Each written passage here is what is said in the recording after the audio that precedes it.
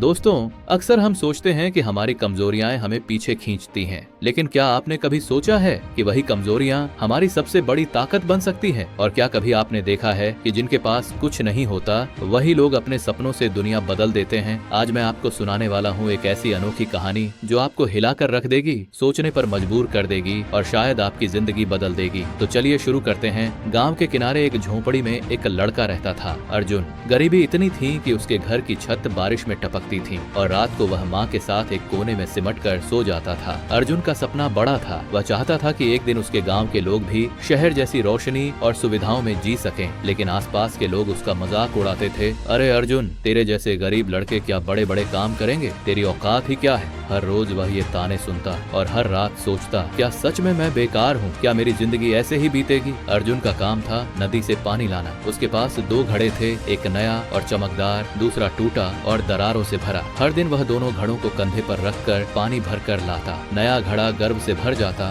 देखो मैं पूरा पानी लेकर आता हूँ, लेकिन टूटा घड़ा रास्ते में आधा पानी गिरा देता और शर्म से भर जाता। एक दिन टूटा घड़ा बोल पड़ा, अर्जुन मुझे क्यों ढोते हो? मैं तो बेकार हूँ, तुम जितना भी पानी भरो मैं आधा रास्ते में खो देता हूँ। अर्जुन मुस्कुराया और बोला, कल रास्ते पर ध्यान से देखना। अगले दिन जब अर्जुन पानी लेकर आया तो टूटा घड़ा चौंक गया। रास्ते में उसकी तरफ फूल खिले हुए थे, पीले, लाल, नीले, जैसे पूरी धरती सज गई हो। अर्जुन ने कहा, मैंने तुम्हारी दरारों को देखा, तुम्हारी कमी को समझा, मैंने उस तरफ बीज बो दिए, तुम्हारी वजह से आज ये फूल खिले हैं। तुम टूटा नहीं हो, तुम मेरी ताकत हो। तो दोस्तों, कभी अपनी कमियों से मत डरिए, क्योंकि वही कमी आपको दूसरों से अलग बनाती है। सोचिए, अगर ये घड़ा पूरा होता तो ये फूल कभी न खिलते। अर्जुन का सपना था पढ़ाई करना, लेकिन घर की हालत बहुत खराब थी। दिन में वह मजदूरी करता, खेतों में काम करता और रात को टूटी लालटेन के नीचे पढ़ाई करता। कभी नींद से आंखें बंद होने लगती तो वह अपने चेहरे पर पानी डालता और कहता, अर्जुन अगर आज हार गया तो कल कोई उम्मीद नहीं बचेगी। लोग हंसते, अरे पढ़ लिख कर क्या करेगा? तेरे बाप दादा मजदूर थे, तू भी रहेगा।